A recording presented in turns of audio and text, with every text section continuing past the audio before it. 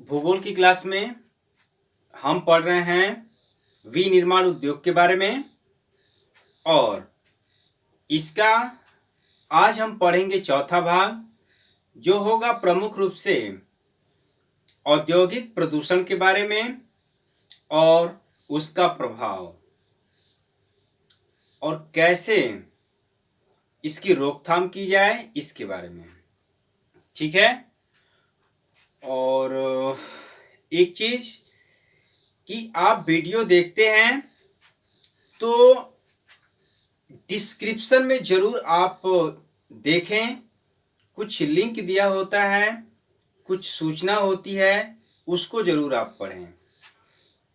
इसके पहले वाले वीडियो में कमेंट आए थे कुछ विद्यार्थियों के, जिन्होंने लिखा कि सर इस सत्र में ये अध्याय जो है कि हटा दिया गया है। बिल्कुल सही है, ये अध्याय हटा दिया गया इस सत्र में, क्योंकि कक्षाएं बंद हैं कोविड-19 की वजह से। तो बेसिकली मैं इसको इसलिए पढ़ा रहा हूं कि आप आगे जब जैसे आपकी माध्यमिक शिक्षा पूरी हो जाती है तो आप जब कभी कंपटीशन देने के लिए जाएंगे तो ये आपके लिए एक सहायक के रूप में ये अध्याय आपकी मदद करेंगे। यानी कहने का मतलब आपका बेसिक कॉन्सेप्ट क्लियर होगा आपकी तैयारी के लिए। तो इसको पढ़ना जरूरी है, यह महत्वपूर्ण चैप्टर है। ठीक है। तो इस तरह इसलिए हम इसको पढ़ा रहे हैं और आने वाले सत्र में हो सकता है कि ये बाहर न रहे, ये जुड़ा रहे ये चैप्टर। ठीक है, इसलिए इसको हम पढ़ा रहे हैं। तो अच्छा लगा आपने कमेंट बॉक्स में बताया। ठीक है। इसके बाद बस एक वीडियो और हम बताएंगे मानचित्र वाला, जो अधिक महत्वपूर्ण है और ये प्रदूषण के बारे में। ठीक है, चलिए देख लेते हैं। चलिए शुरू करते हैं वीडियो को। हाँ देखें, सबसे पहले क्या है, हाँ, औद्योगिक प्रदूषण एवं पर्यावरणीय निम्नीकरण। औद्योगिक प्रदूषण यानी उद्योगों से होने वाला प्रदूषण, और पर्यावरणीय निम्नीकरण का अर्थ होता है पर्यावरण की गुणवत्ता में ह्रास होना या कमी आना, पर्यावरण के घटकों जैसे भूमि, जल, वायु की गुणवत्ता में कमी आ जाना। ठीक है, किसके कारण? प्रदूषण के कारण। तो यहाँ पर देखेंगे, सबसे पहले प्रदूषण की परिभाषा को समझने का प्रयास करेंगे। क्या है कि प्राकृतिक या मानवीय प्रक्रियाओं द्वारा पर्यावरण के विभिन्न घटकों जैसे वायु, जल, मृदा आदि में अवांछित परिवर्तन प्रदूषण कहलाता है। ठीक है, तो यह है प्रदूषण की परिभाषा। चलिए आगे देखते हैं प्रदूषण के प्रकार। प्रदूषण के 5 प्रमुख प्रकार हैं, जिसमें प्रमुख रूप से आपको आपके चैप्टर में 4 का ही अध्ययन करना है और परीक्षाओं में ज्यादातर यहीं से पूछा भी जाता है। कौन कौन से? वायु प्रदूषण, जल प्रदूषण, ध्वनि प्रदूषण, तापीय प्रदूषण या रेडियोधर्मी प्रदूषण, और एक होता है मृदा प्रदूषण। ठीक है, चलिए देखते हैं। यहाँ शुरू करते हैं। सबसे पहले वायु प्रदूषण को देखते हैं। वायु पॉल्यूशन क्या है? कारखानों एवं वाहनों से निकलने वाला धुआं, जिसके कारण हमारा वायुमंडल दूषित होता है, वायु प्रदूषण कहलाता है। ठीक है, यानी वायुमंडल हमारा दूषित होता है, जिसको हम वायु प्रदूषण के नाम से जानते हैं। और वायु प्रदूषण में प्रदूषण उत्पन्न करने वाले जो प्रदूषक हैं, प्रदूषक यानी प्रदूषण उत्पन्न करने वाले तत्व, उसमें प्रमुख रूप से देखें कार्बन डाइऑक्साइड, सल्फर डाइऑक्साइड और कार्बन मोनोऑक्साइड प्रमुख हैं। अन्य भी गैसें हैं जैसे कि मीथेन है, CFC गैस है, तमाम गैसें हैं। ठीक है, तो देखें इसमें प्रमुख रूप से CO2 यानी कार्बन डाइऑक्साइड जो है एक ग्लोबल वार्मिंग के लिए जिम्मेदार गैस है, यानी हरित गृह गैस है, जिससे कि पृथ्वी का तापमान बढ़ रहा है। और यहाँ पे देखेंगे कि CO यानी कार्बन मोनोऑक्साइड, कार्बन मोनोऑक्साइड एक ऐसी गैस है जो सबसे ज्यादा प्रदूषित करने वाली गैस है।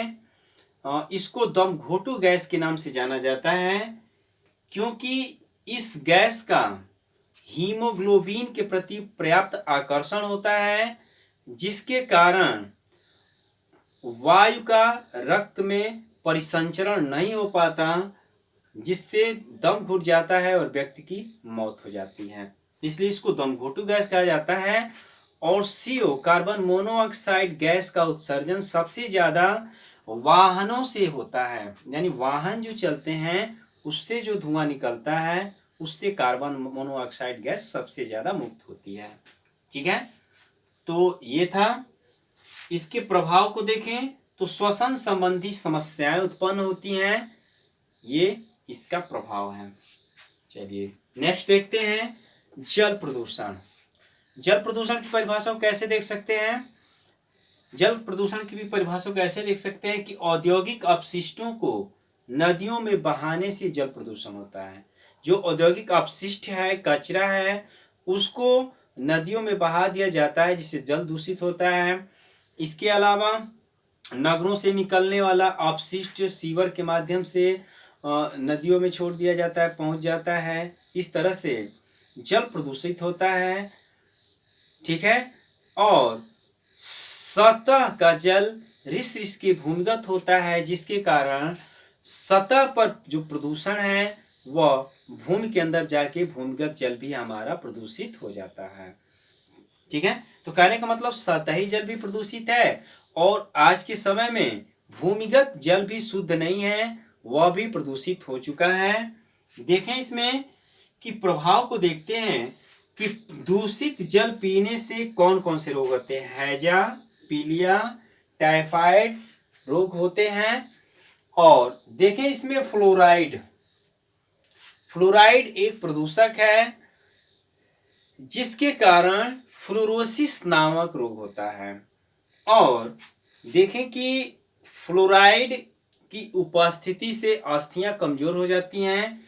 और जो उत्तर प्रदेश का उन्नाव जिला है, उत्तर प्रदेश के उन्नाव जिले में वहाँ का भूमिगत जल फ्लोराइड युक्त हो चुका है, जिसके कारण वहाँ की सरकार ने वहाँ भूमिगत जल पीने पे बैन लगा दिया है। नल के ऊपर रेड कलर से कट लगा दिया है।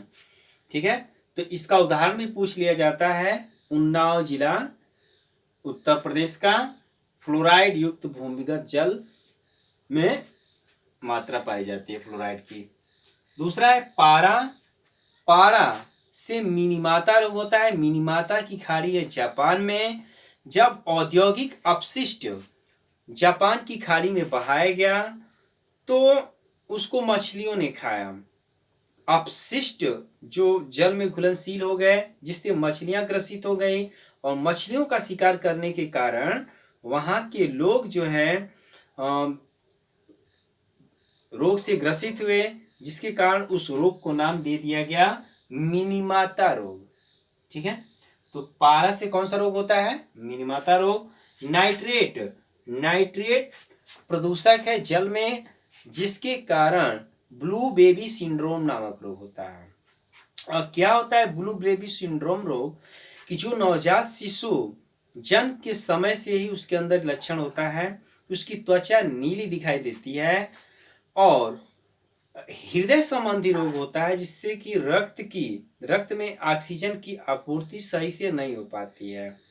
तो इस तरह से उसकी त्वचा नीली पड़ जाती है, नीली होती है और ऑक्सीजन की आपूर्ति रक्त में सही से न होना ही वही कहलाता है ब्लू बेबी सिंड्रोम रोग, जो कि नाइट्रेट के कारण होता है। अगला है कैंडियम, कैंडियम से होता है इटाई नामक रोग, जिससे कि तंत्रिका तंत्र प्रभावित होता है। चलिए, ये प्रमुख प्रदूषक हैं। तो आए समझ में इसके प्रभाव प्रदूषक। नेक्स्ट आगे देखते हैं ध्वनि प्रदूषण। ध्वनि प्रदूषण के बारे में जानेंगे कि ध्वनि प्रदूषण क्या है। जैसे जब उद्योग संचालित हो, जैसे यहाँ पे नोट है, औद्योगिक और निर्माणक कार्यों, औद्योगिक और निर्माणक कार्यों या निर्माण करने वाले कार्यों, मशीनरी एवं उपकरणों से निकले शोर से ध्वनि प्रदूषण होता है। यहाँ मूलतः हमको ध्यान केंद्रित करना है औद्योगिक प्रदूषण पर, ठीक है। तो जब उद्योगों में जानते हैं कि आप मशीनें होती हैं, मशीनें चलती हैं, कुछ उपकरण औजार होते हैं जिसके चलने से, या जनरेटर है, जनरेटर चलता है तो जिसके कारण क्या होता है और शोर निकलता है, शोर होता है, वही ध्वनि प्रदूषण है। और ध्वनि प्रदूषण को कैसे मापा जाता है? डेसिबल इकाई में मापा जाता है। और जब दो व्यक्ति बात करते हैं तो कितने डेसिबल होता है? 60 डेसिबल होता है।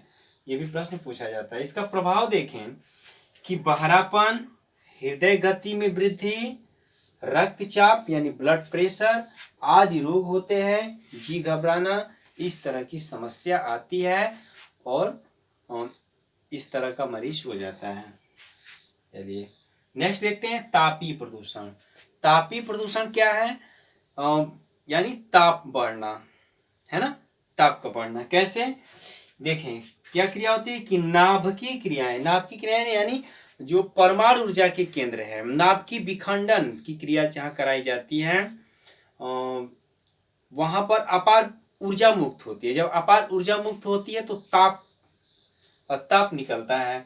इसके साथ ही देखें अस्त्र उत्पादन कारखानों, अस्त्र निर्माण जो भी कारखाने हैं, गोला बारूद बनाने वाले, या उनका मान लीजिए कहीं परीक्षण किया जाता है तो, और उसके साथ ताप संयंत्रों से, यानी ताप विद्युत संयंत्र, जैसे अब पिछले अध्याय में पढ़े होंगे तो मैंने बताया था कि कोयले से क्या बनाया जाता है? विद्युत बनाया जाता है, भारी मात्रा में बनाया जाता है। या लोहा इस्पात उद्योग में कोयले का प्रयोग किया जाता है प्रगलन के लिए। तो क्या होता है? ताप, अधिक ताप या ऊष्मा मुक्त होती है। तो यही तापीय प्रदूषण उत्पन्न करने के कारक होते हैं। देखिए इसका प्रभाव क्या होता है। कैंसर, अपंगता जैसी घातक बीमारियां होती हैं। कैंसर जैसे रोग, रेडियो एक्टिव तरंगे जो हमारे शरीर में प्रवेश कर जाती हैं, और नाभिकीय विखंडन की प्रक्रिया, परमाणु ऊर्जा जब बनाई जाती है, प्राप्त की जाती है, तो इस तरह की, जैसे हिरोशिमा और नागासाकी का आपने पढ़ा होगा उदाहरण, कि हिरोशिमा और नागासाकी पर जापान के हिरोशिमा और नागासाकी पर जब अमेरिका ने परमाणु बम गिरा दिया था, जिसके कारण अभी तक बच्चे वहां अपंग पैदा होते हैं, है ना। तो ये चीज है। फिर देखें कि पर्यावरण निम्नीकरण, यानी पर्यावरण का जो निम्नीकरण हो रहा है, जो ह्रास हो रहा है, उसकी गुणवत्ता में कमी आ रही है, कि रोकथाम के क्या उपाय किए जा सकते हैं, इसको देखते हैं। देखिए इसमें 3 प्रमुख हैं जो कि आपके बुक में दिया है। यांत्रिक साधनों द्वारा प्राथमिक शोधन। यांत्रिक साधनों द्वारा प्राथमिक शोधन कैसे किया जाए? जो औद्योगिक अपशिष्ट है उसकी छटाई और कटाई करके छोटे छोटे टुकड़े करना, और उसको इस तरह से ऐसी जगह पे निष्कासित करना या फेंक देना जिससे कि वो शीघ्र अपघटित हो जाए, नष्ट हो जाए। तो यह प्रक्रिया होती है यांत्रिक साधनों द्वारा प्राथमिक प्रक्रिया। द्वितीयक में देखें कि जैविक प्रक्रियाओं द्वारा द्वितीयक शोधन। जैविक प्रक्रियाओं द्वारा जैसे भूमिगत जल का भूमिगत करना, और एक सेकेंड, क्या है इसमें, हाँ, वर्षा जल संग्रहण तथा वृक्षारोपण। वर्षा जल संग्रहण करना और वृक्षारोपण करना, ये जैविक प्रक्रियाओं द्वारा द्वितीयक शोधन है, जिससे कि हमारा वातावरण क्या होगा? शुद्ध होगा। तीसरा है भौतिक, रासायनिक एवं जैविक प्रक्रियाओं द्वारा शोधन। भौतिक, रासायनिक, जैविक प्रक्रियाओं द्वारा शोधन करके, जैसे मान लीजिए कि जल क्या है? प्रदूषित है, तो जल को क्या किया जाए? पुनर्चक्रण करके उसको शुद्ध कर लिया जाए। जो कि हमारे उपयोग में आने लायक हो जाए। ठीक है, तो इस तरह की प्रक्रियाएं हम अपना करके क्या कर सकते हैं, पर्यावरण का निम्नीकरण होने से हम रोक सकते हैं। इसके साथ और क्या कर सकते हैं, जैसे मान लीजिए वायु प्रदूषण को कम करना है तो चिमनियों को ऊंचा करना, उसमें फिल्टर के लिए व्यवस्था करना, जिससे कि अपशिष्ट जो प्रदूषक हैं वो वायुमंडल में न पहुंचे। इसी प्रकार जल प्रदूषण को नियंत्रित करने के लिए सीवर लाइन या औद्योगिक अपशिष्ट जो निकलता है उसको नदियों तक न पहुंचाया जाए, उसकी अलग व्यवस्था की जाए। या ध्वनि प्रदूषण है तो जैसे जनरेटर है तो ऐसे यंत्र या जनरेटर प्रयोग किए जाए जो ज़्यादा शोर करने वाले न हों। इस तरह से हम पॉल्यूशन को कम कर सकते हैं। ठीक है, तो आज के लिए इतना ही।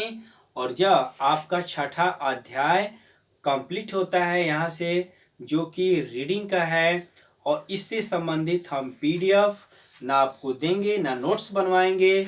हाँ, आप अपनी जानकारी के लिए चाहे तो जो आपको मोस्ट फैक्ट लगता है वो आप नोट कर सकते हैं, याद कर सकते हैं। ठीक है, बाकी बोर्ड की परीक्षा की दृष्टि से यह चैप्टर नहीं है, इसको बाहर कर दिया गया है। ठीक है, इसके बाद एक मानचित्र वाला हम बता देंगे जहां से किसी भी परीक्षा में प्रश्न पूछा जाता है। ठीक है, तो आज के लिए इतना ही। वीडियो कैसा लगा एक बार ज़रूर कमेंट बॉक्स में और बताएं। Thank you, best of luck.